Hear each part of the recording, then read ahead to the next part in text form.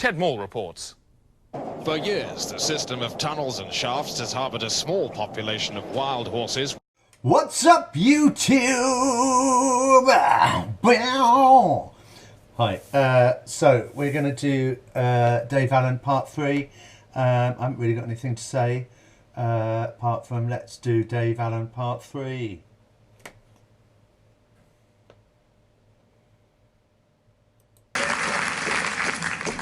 And in this, I suppose, in our lives, this day and age, this time is a transient thing, and yet somehow or another we want to grab a hold of it and keep it. We actually, in reality, talk about saying things like, "We've got to save time." You can't save time. Time's gone. Motor manufacturers will make as a selling point a feature of the car that your car can go from 0 to 60 in 5.8 seconds, thereby saving you 2 seconds. And people actually get wrapped up in this.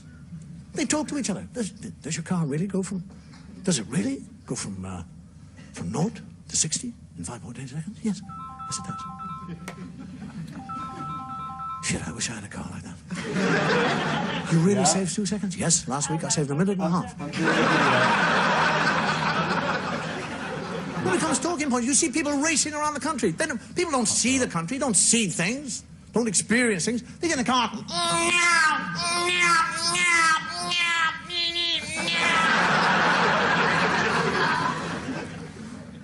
People come down from Glasgow. I did it in 4.5 hours. From Glasgow to London, 4.5 hours. Did you really? Yeah. How long does it normally take you? 7 hours. You saved 2.5 hours. What did you do with the time you saved? I bore the arse off people talking about it. I was in Hong Kong recently, and I'm walking by a shop, and I see a clock, a little watch, not a clock, watch. So the changing in the clock. And there's nothing there. There's no face.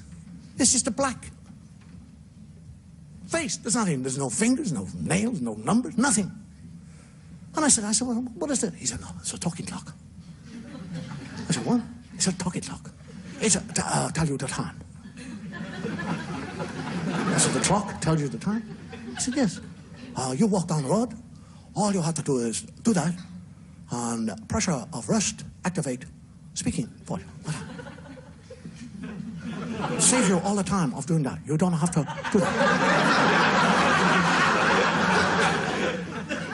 You walk down the road, and a little voice at the end of your wrist says, 4:42.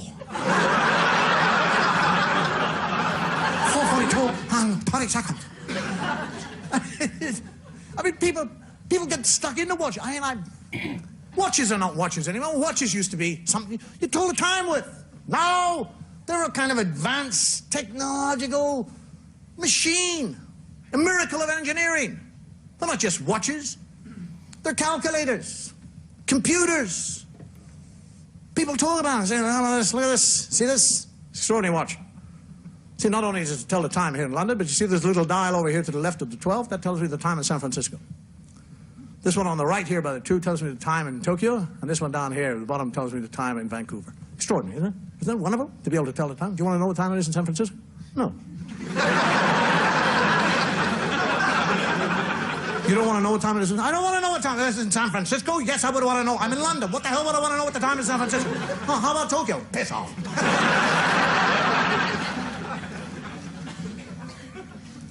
It's a calculator. Really? Yes. Wonderful. It's a musical box, memory bank. And they'll say things like, when's your birthday? And you go, 6th of July. All right, just a second. I'll wait. And suddenly, the calendar and the clock will go, 6th of July, and the little watch will go.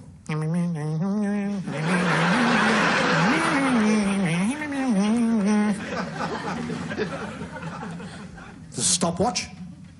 Stopwatch. I said, what do you want a stopwatch for? He said, well, it's very handy if I'm doing something. And I like to know how long it takes me. When I started, I just pressed the button. And when I finished, I go, I said, well, like what? He said, well, I'm making love. when I'm making love, it's very interesting to see how long I take to make love. Just before I enter, I go. And when I finish, I go 3.5 seconds.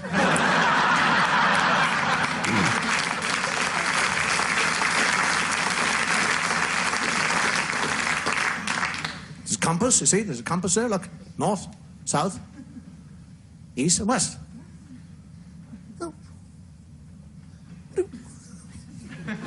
Why do you want to know? Why do you want to know? What do you want a compass for? What do you watch?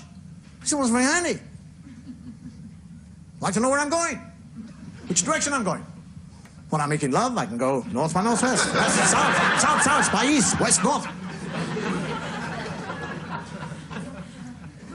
People actually say things like, shockproof.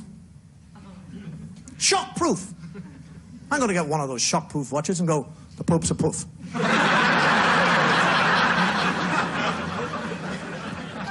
And they have things that work. They'll boast about a watch that can tell you the time at 50 fathoms. Who in the name of Christ is going to ask you what time it is at 50 fathoms? You're down there.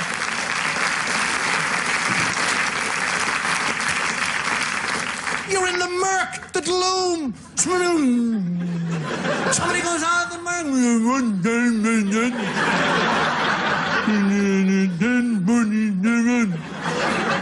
Would you like to know what time it is in 10 minutes?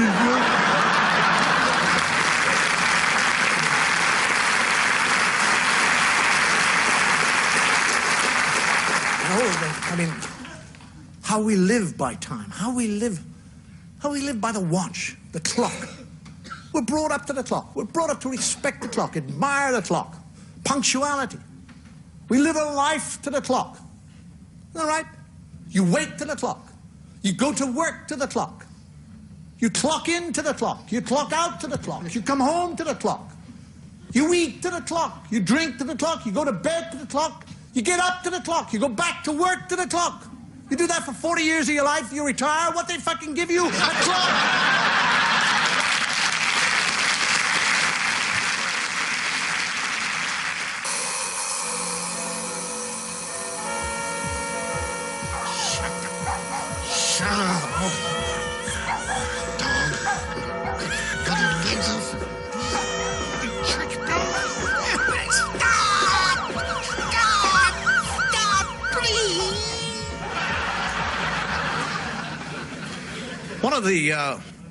One of the greatest killers in our society is not wars or disease or disasters, stress. Stress is a great killer, and yet we need stress. We need stress to give us the energy to allow us to do the things that we want to achieve.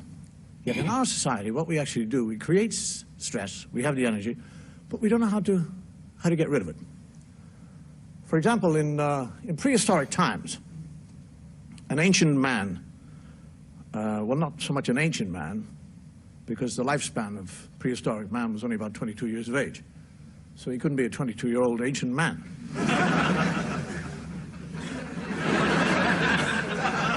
But if this ancient man was walking down a path and went around a corner and there was a saber-toothed tiger there, he would immediately go into stress.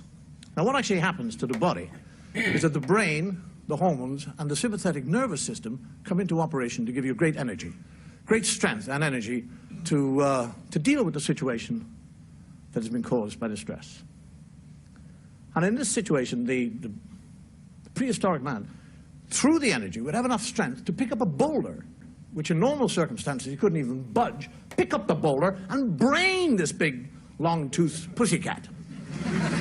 Either that or have enough strength to outrun the beast, or even leap up 10 feet into a tree where the other saber-toothed tiger is waiting. But by doing all this, you see, they get rid of their energy. In our society, what's actually happening, we don't know how to get rid of the energy. You're sitting in your office and your boss comes in. And he's very demeanor, he's very style, whatever it might be. He will put you in stress, slight stress. He'll just look at you and go, you. And immediately you become stressful inside. You're thinking, why me? What does he want? What have I done? And if he calls you by your surname, you're really in stress. And what is actually happening now, your heart starts to beat, your pressure goes up, your blood pressure goes up, there's blood zooming through your heart, more oxygen through to the brain, your whole body is filling up with adrenaline. Pure energy whipping around. Your legs are beginning to get tight, muscles tighten up, you're beginning to sweat. This adrenaline is just pumping, pumping, and pumping, around and round and round. And what you should do is run away or pick up a chair and brain the bastard.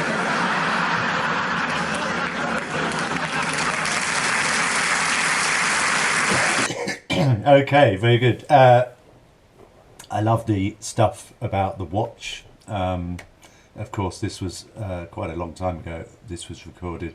But of course, the same applies exactly to mobile phones, because we've now literally got hundreds or possibly thousands of different apps on our phone that we can use, and I do use the apps on my phone, probably 3 or 4 apps, but do I need all the other thousands of apps? I don't know. It's difficult, really. I can't say I'm the sort of person who hates technology. At the same point, I can see that feeling of, oh God, another app that does something that you don't really need to be able to do. So yeah, I do sort of identify with that. Had to cut it in a slightly strange place there, but he's going to go on to talk obviously about stress and adrenaline and stuff, which is very interesting. And yeah, nice little section.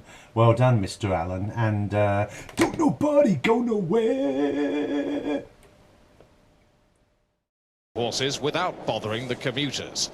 The only pest control necessary was performed by the teams of fluffers, who to this day remove clots of hair from the tracks. See the hair?